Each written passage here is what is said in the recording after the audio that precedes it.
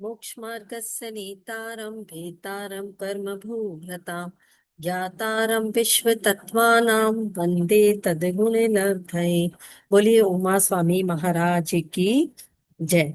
पिछली कक्षा में हमने 18 सूत्रों का अध्ययन कर लिया था। आज 19वें सूत्र से अध्ययन करेंगे। 19वां सूत्र है न चक्षुरनिन्द्रियाभ्याम, न चक्षुरनिन्द्रियाभ्याम। इस सूत्र का अर्थ है कि चक्षु, चक्षु यानी आंखों से, रनिंद्रियाभ्याम, चक्षुर से जब संधि विच्छेद करेंगे तो हो जाएगा अनिंद्रिय, यानी मन। मन से नहीं होता है और आंखों से नहीं होता है क्या? जो वो पिछले सूत्र में हम पढ़ के आए थे, 18वां सूत्र, यानी व्यंजना अवग्रह है। यानी जो व्यंजनावग्रह है वह ज्ञान दो चीजों से नहीं होता, चक्षु यानी आंखों से और मन से नहीं होता। तो किससे होता है? वो बाकी की चार इंद्रियों से होता है। चार इंद्रियां कौन कौन सी? कर्ण इंद्रिय, स्पर्शन इंद्रिय, घ्राण इंद्रिय और स्वाद इंद्रिय। इन चार से व्यंजनावग्रह होता है, जिसमें हमें पता चलता है कि कुछ है। स्पष्ट ज्ञान नहीं होता, कुछ है, बस इतना ही। तो वो ज्ञान कहलाएगा व्यंजनावग्रह ज्ञान। अब आप समझिए, हमने मति ज्ञान का विषय यहां तक कंप्लीट किया। और मति ज्ञान के अगर भेद हमसे कोई पूछता है कि मूल भेद कितने हैं, तो मूल भेद दो हैं मति ज्ञान के। एक अर्थावग्रह है और एक व्यंजनावग्रह है। लेकिन यदि कोई हमें पूछे कि इसके उत्तर भेद कितने होते हैं, तो ये देखिए, हमने सूत्र नंबर 14, 14 से लेकर के और ये जो 19 तक के सूत्र पढ़े हैं, इसमें इनका पूरा उत्तर भेद आ जाएगा मति ज्ञान का। कैसे? सबसे पहले देखिए, मति ज्ञान दो तरह से होता है। एक है अर्थावग्रह, एक है व्यंजनावग्रह। अब अर्थावग्रह के कितने भेद बन गए वो हम पहले देखते हैं। हमने देखा कि जो ये अर्थावग्रह ज्ञान है, ये किस प्रकार से हो रहा है? ये चार प्रकार से हो रहा है। अवग्रह, ईहा, आवाय और धारणा। किसी भी वस्तु को या पदार्थ को हमने देखा तो पहले अवग्रह किया कि कुछ है, फिर उसको जानने की इच्छा हुई, ईहा, फिर हमने उस निर्णय पर पहुंचे कि ये चीज ये है, और बाद में हमने उसकी धारणा हमारे मस्तिष्क में बना ली कि ये है। कालांतर में हम उस चीज को भूलते नहीं है। तो इस प्रकार से किसी भी चीज का ज्ञान ये चार प्रकार के स्टेप से होकर के जा रहा है। और पदार्थ हमने पढ़े थे कि 12 प्रकार के पदार्थ होते हैं। तो वो कौन सा सूत्र था? 16वां सूत्र। तो वो 12 प्रकार के पदार्थ चार प्रकार के स्टेज से होके गुजर रहे हैं। तो वो ज्ञान, इसके भेद कितने हो गए? 12 multiply by 4 is equal to 48। फिर अब ये ज्ञान किस किस से होता है? मन से भी होता है और इंद्रिय से भी होता है, यानी छह प्रकार से वो ज्ञान हो रहा है। तो 48 multiply by 6 is equal to 288। तो ये तो हो गए अर्थावग्रह के भेद। अब इसके बाद में व्यंजनावग्रह। व्यंजनावग्रह के बारे में हमने पढ़ा कि इसकी केवल अवग्रह वाली स्टेज ही होती है, इहा आवाय धारणा नहीं होती। और पदार्थ कितने प्रकार के हैं? 12 प्रकार के। तो 12 को एक से मल्टीप्लाई करो, सिर्फ अग्रह से, तो 12 multiply by 1 is equal to 12। ये हुआ। अब इसको हमने 4 से मल्टीप्लाई करना है, क्योंकि ये ज्ञान किस किस से होता है? सिर्फ चार इंद्रिय से, मन से और आंखों से नहीं होता है। इसलिए 12 multiply by 4 is equal to 48। ये हो गए व्यंजनावग्रह के भेद। अब दोनों को मिला दीजिए, अर्थावग्रह प्लस व्यंजनावग्रह इज इक्वल टू मति ज्ञान के टोटल भेद। तो 288 प्लस 48 इज इक्वल टू हमारे बन गए 336। ये हो गए हमारे पास में मति ज्ञान के उत्तर भेद। इस प्रकार से हमने मति ज्ञान के बारे में समझा। अब हम चलते हैं आगे सूत्र नंबर 20 की तरफ। शुद्ध ज्ञान का क्या स्वरूप है? वो जो द्वयाक नाम का श्रावक था, उन्होंने उमा स्वामी महाराज से कहा, महाराज जी, आपने मति ज्ञान के बारे में तो बता दिया, अब आप कुछ शुद्ध ज्ञान के बारे में भी तो कहिए। तो महाराज ने उनका उत्तर देते हुए कहा, श्रुतम मति पूर्व द्वयनिक द्वादश भेदम। क्या उत्तर दिया? श्रुतम मति पूर्वम द्वैनेक द्वादश भेदम। इसका क्या अर्थ बना? श्रुत ज्ञान मति पूर्वम, मति ज्ञान पूर्वक होता है। यानी जो मति ज्ञान हुआ उसको हमने और विशेष जाना किसी चीज को, तो वो ज्ञान हमारा श्रुत ज्ञान हो जाएगा। जैसे मैंने जाना ये एक मेरे पास में पुस्तक है। अब ये जो पुस्तक है ये सिर्फ मति ज्ञान था, लेकिन अब ये पुस्तक किसने लिखी, इसमें कितने पेजेस हैं, इसमें क्या क्या टॉपिक दिए गए, ये सारा डिटेल जो जानकारी है वो ज्ञान कहलाएगा श्रुत ज्ञान। और श्रुत ज्ञान मति ज्ञान पूर्वक ही होता है। ना तो अकेला श्रुत ज्ञान होगा, ना अकेला मति ज्ञान होगा। अब श्रुत ज्ञान मति ज्ञान पूर्वक होता है, और इसी में आचार्य ने इनके भेद भी बता दिए कि श्रुत ज्ञान के कितने भेद हैं। द्वय नेक, द्वय मतलब दो, और अनेक, अनेक मतलब अनेक प्रकार के। यानी श्रुत ज्ञान के पहले तो बता दिया दो भेद, दो भेद हो गए। अब उन दो भेदों में से भी फिर उनके एक के तो अनेक भेद हैं और एक के द्वादश भेद हैं। कितने शॉर्ट सूत्र में उन्होंने कितना बड़ा वर्णन हमारे को समझा दिया, कितनी बातें समझा दी कि श्रुत ज्ञान मति ज्ञान पूर्वक होता है। फिर श्रुत ज्ञान के दो भेद हैं, एक होता अंग प्रविष्ट और एक होता अंग बाह्य। अब जो अंग प्रविष्ट है, अंग प्रविष्ट के द्वादश यानी कि 12 भेद होते हैं, और जो अंग बाह्य है, अंग बाह्य के अनेक भेद होते हैं। ये हमें श्रुत ज्ञान के बारे में आचार्य ने समझाया। अब अंग प्रविष्ट के 12 भेद, अंग प्रविष्ट से मतलब क्या? अंग प्रविष्ट का मतलब है जो समवत शरण में गणधर आदि थे, उन्होंने दिव्य ध्वनि को सुना और उस आधार पे उन्होंने सारे द्वादशांग को 12 अंगों में विभाजित किया। तो वो जो 12 अंग थे, वो अंग थे आचारांग, सूत्रकृतांग, समवयांग, स्थानांग, व्याख्या, प्रज्ञप्ति। इस तरह मतलब 12 भागों में उन्होंने उनका विभाजन किया। अंग, ये 12 अंग है जो हम बोलते हैं ना, द्वादशांग जिनवाणी माता की जय। क्यों बोलते हैं द्वादशांग? यानी 12 अंग रूपी हमारी जिनवाणी है, तो उनकी हम जय बुलाते हैं। इसलिए अंग प्रविष्ट के बाह्य 12 भेद हैं।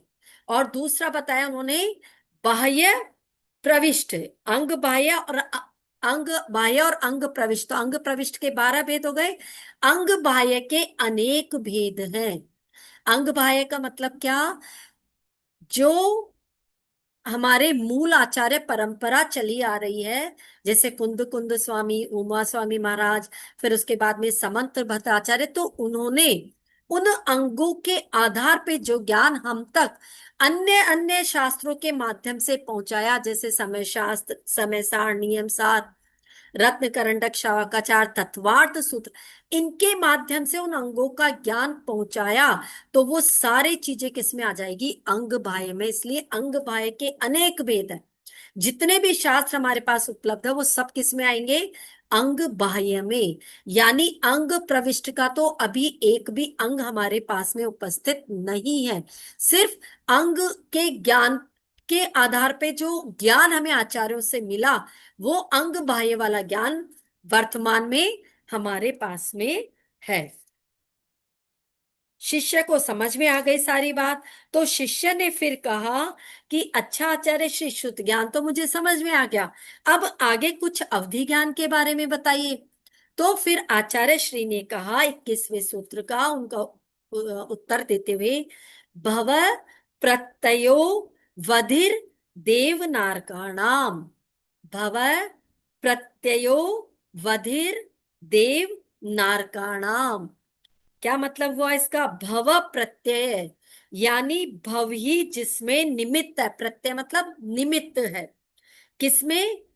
वधिर, यहां से निकल जाएगा अवधि, यानी अवधि ज्ञान में जब भव ही निमित्त है उस ज्ञान को अवधि ज्ञान कहते हैं। और ये ज्ञान देव और नारकियों के होता है। यानी अवधि ज्ञान का मतलब क्या? द्रव्य, क्षेत्र, काल और भाव की मर्यादा लिए हुए जो रूपी पदार्थों को जान लेते हैं वह अवधि ज्ञान कहलाता है। और ये अवधि ज्ञान भी दो प्रकार का होता है, एक भव प्रत्यय अवधि ज्ञान और दूसरा गुण प्रत्यय अवधि ज्ञान। इस सूत्र में भव प्रत्यय अवधि ज्ञान की चर्चा की है। तो भव प्रत्यय का मतलब जिसने जिस भव में जन्म लिया, उस भव में यदि जन्म ले लिया तो उसको अवधि ज्ञान होगा ही होगा। तो कौन से भव है ऐसे? एक देव का भव और एक नारकियों का भव। जिन्होंने इन दो गतियों में या इन दो भवों में जन्म ले लिया तो उनको नियम है कि उनको अवधि ज्ञान होगा ही होगा। अब अवधि ज्ञान हमेशा अच्छा हो ऐसा जरूरी तो नहीं है। नारकी है या कुछ देव है वो मिथ्या दृष्टि है, तो उनका अवधि ज्ञान मिथ्या ज्ञान में जाएगा, कु अवधि ज्ञान हो जाएगा। वो अवधि ज्ञान तो होगा पर वो कु अवधि ज्ञान कहलाएगा। और जो सम्यक दृष्टि है उनका ज्ञान क्या कहलाएगा? उनका सही अवधि ज्ञान कहलाएगा, सु अवधि ज्ञान कहलाएगा। तो जिस ज्ञान के होने में भव निमित्त बना, भव कारण बना, वह अवधि ज्ञान भव प्रत्यय अवधि ज्ञान कहलाएगा। अब सूत्र 22वां। क्षयोक्षम निमित्त है, षड विकल्प है शेषाणाम। क्षयोक्षम निमित्त है, षड विकल्प है शेषाणाम। इसमें क्या बता रहे हैं? क्षयोक्षम के निमित्त से जो अवधि ज्ञान होता है उस ज्ञान को गुण प्रत्यय अवधि ज्ञान कहते हैं। गुण प्रत्यय की परिभाषा ये भी समझ सकते हो कि जिस अवधि ज्ञान के होने में गुण ही कारण है उस अवधि ज्ञान को हम गुण प्रत्यय अवधि ज्ञान कहेंगे। या फिर क्षयोपशम जिसके में निमित्त बना तो उसको हम गुण प्रत्यय अवधि ज्ञान कहेंगे। गुण, अब कौन कौन से गुण हैं? तो वो दो गुण है, एक संयम और एक सम्यक्त्व। यानी जिसमें संयम का गुण है, जिसमें सम्यक्त्व का गुण है, उन मुनिराजों को ही ये ज्ञान होता है। छठे गुण स्थान वर्ती जो मुनिराज हैं उनको ही ये अवधि ज्ञान होगा। उनका क्षयोपशम कैसे बनता है? यानी जैसे वो संयम से, तप के माध्यम से अपने गुणों को बढ़ाते हैं, चारित्र में विशुद्धि लाते हैं, निर्मलता लाते हैं, अपने कर्मों को हटाते हैं, तब जाकर के ये अवधि ज्ञान उनको प्रकट होता है। और जितनी उनके चारित्र में शुद्धता होगी उनके द्रव्य क्षेत्र काल की भाव की मर्यादा उतनी ही बढ़ती जाएगी और उनका अवधि ज्ञान जो है वो बढ़ता जाएगा। अब ये जो वाला गुण प्रत्यय अवधि ज्ञान है, ये आगे क्या दिया है? षड विकल्प है। षड मतलब छह और विकल्प है मतलब प्रकार। यानी ये ज्ञान छह प्रकार का होता है। शेषा नाम से क्या समझेंगे? शेष, शेष मतलब क्या? जो देखो दो भवों की चर्चा तो आगे वाले सूत्र में कर दी थी, देव और नार की। अब शेष यहाँ पे कौन से दो भव बच गए? एक बच गया मनुष्य और एक बच गया तिर्यंच। यानी मनुष्य गति और तिर्यंचों को भी ये अवधि ज्ञान होता है। इन दो भवों में अवधि ज्ञान हो सकता है। अब वो षड विकल्प है, यानी छह विकल्प, छह प्रकार कौन कौन से हैं इस अवधि ज्ञान के, गुण प्रत्यय अवधि ज्ञान के? तो सुनो, पहला वर्धमान, दूसरा हीयमान, तीसरा अवस्थित, चौथा अनवस्थित, पांचवा अनुगामी और छठा अन अनुगामी।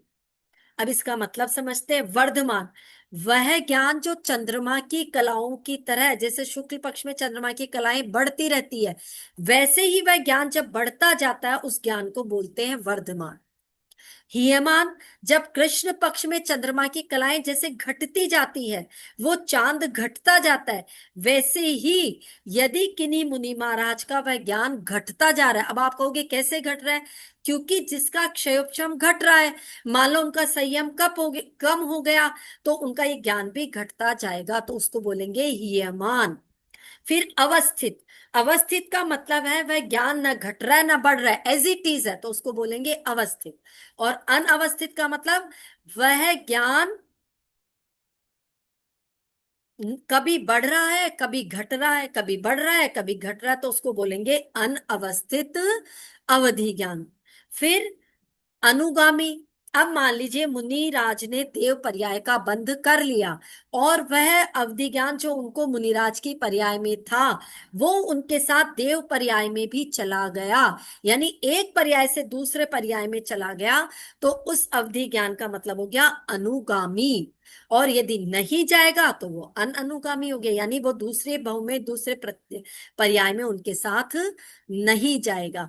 तो इस प्रकार से हमने इसके 6 विकल्प यानी कि 6 प्रकार समझे गुण प्रत्यय अवधि ज्ञान के। ये सबको समझ में आया? चलिए, अब यहां तक अवधि ज्ञान का विषय कंप्लीट हो गया। अब आता है मनः पर्यय ज्ञान।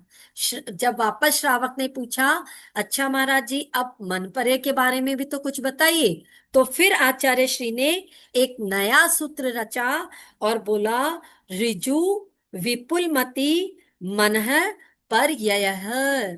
ऋजु विपुलमति मनः पर्ययः। ये उन्होंने मनः पर्यय ज्ञान के 2 भेद बताए। 2 भेद कौन कौन से? एक ऋजुमति मन परय ज्ञान, एक विपुलमति मन परय ज्ञान। मन परय ज्ञान का मतलब जो किसी के मन की बात को समझ लेता है बिना कहे, और ये ज्ञान डायरेक्ट आत्मा से होता है। इसमें देखना नहीं पड़ता, आंखों की या किसी भी सेंस ऑर्गन की जरूरत नहीं है, नहीं कोई लाइट की, साउंड की, किसी की जरूरत नहीं है, डायरेक्ट ये ज्ञान आत्मा से होता है। और जब मन परय ज्ञान चल रहा है, वो लगाते हैं, तो किसी भी व्यक्ति के जो द्रव्य क्षेत्र काल भाव की मर्यादा लिए हुए व्यक्ति है, तो उनके मन में क्या चल रहा है उसके बारे में वो जान लेते हैं। और उनके जो व्यक्ति उसको तो जान ही लेते हैं, उसके मन के अंदर और क्या विषय चल रहा है, वो किसके बारे में सोच रहा है, उसके बारे में भी मन पर ज्ञान जान लेता है। इतना सूक्ष्म होता है मन पर ज्ञान। तो ये कहलाता है मन पर ज्ञान। अब इसके 2 प्रकार हो गए, एक ऋजुमति, दूसरा विपुलमति। तो ऋजुमति मन पर ज्ञान क्या होता है? किसी व्यक्ति के मन में जो सरल भाव चल रहे हैं उनको जो जान लेता है वो कहलाता है ऋजुमति मन पर ज्ञान। और जो किसी के मन में कुटिल बातें कुछ चल रही है ना, जो जैसा कहता है लेकिन वैसा करता नहीं है, उसके मन में पता नहीं कहता कुछ और करता कुछ और, कुटिलता के भाव जो है, तो वो कहलाता है विपुलमति मन पर्यय ज्ञान।